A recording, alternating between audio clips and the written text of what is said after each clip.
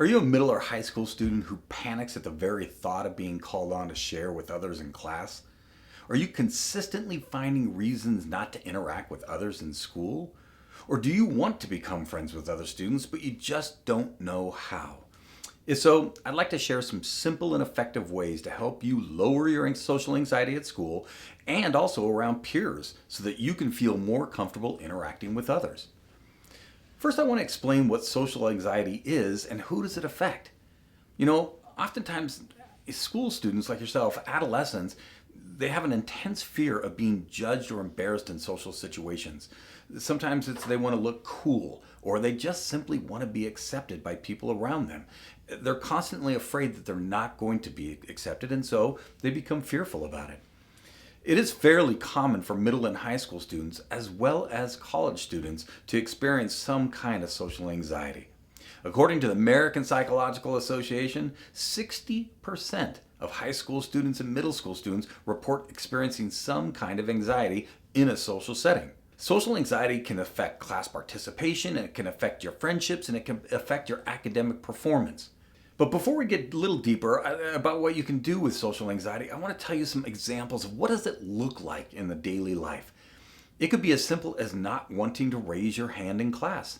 You have the answer, or maybe you know the answer, but you are certainly not going to raise your hand. It's going to draw attention to you. You're not going to want to be at the center of attention. You may experience panic or fear when you're asked to participate in group work or presentations. I want you to think back to the last time you were. What were you feeling at that moment when they said you were going to have to work in a group or give a presentation? That can often be a sign of social anxiety. You'll often find yourself avoiding certain people as well. And finally, do you ever feel exhausted or irritated after social interactions? That can be a sign of social anxiety as well. If we're looking at social anxiety, we kind of want to know what are some of the signs? What are some of the things that you would expect to feel and see in yourself if you were experiencing social anxiety? First is a racing heart, sweating, upset stomach, a headache. You ever find that your mind just goes completely blank when you're asked a question, or even if they want you to kind of expand on a topic you're thinking about? How about if you ever felt frozen, if the tension is turned on you and suddenly you, like a deer in the headlights, can't even respond? Or do you ever find yourself just replaying interactions again and again in your mind? This is a process called rumination, and all it means is that you're wrestling with that moment because you think it went poorly and you feel like you have a chance of being rejected by people around you. If any of these things have ever happened to you in school, with your friends, with adults even, here's some quick tips to be able to manage this social anxiety. Number one is breathe slowly and deeply. What happens in your brain when you are panicking is that there's a part of your brain called the limbic system and a very small part of that system called the amygdala. It is your fight, flight, or freeze response. You are in a panic. So what you do when you're breathing slowly is you begin to move from that part of your brain over to what's called the prefrontal cortex. This is the center of rational thought that will allow you just to be able to focus on what it is you are perceiving from a rational level, not just an emotional. Next, I'd like you to try to challenge negative thoughts. When some thought that comes into your brain that tells you you're not good enough, you're not smart enough, or maybe you're not going to be accepted by others, I want you to try to challenge that thought. I want you to try to find a thought that comes exact opposite to it. Another thing you can do is practice and prepare before these interactions. What you're going to find is when you begin to do this over and over, it becomes familiar.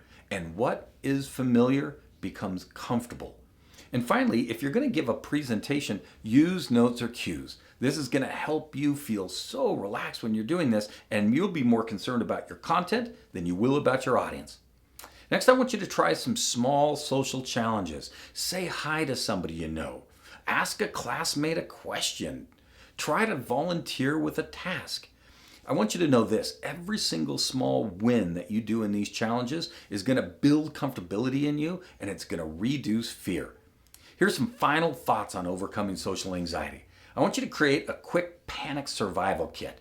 I want you to remember the perceptions of others about you is an opinion, not a judgment. I want you to remember that most students in your school feel the exact same way you do. I want you to remember that there are adults who can help you work on your social anxiety. And finally, I want you to remember that social comfortability is a skill. It can be learned. It's not hardwired into who you are. Remember, managing your emotions when interacting with others comes from understanding how you relate to yourself as much as how you relate to others. Before you go, hit the like or subscribe button. And we want to hear from you about how social anxiety affects you. So please leave your thoughts in the comments below. I'm Michael Coe with Mood Forward. Thank you for watching.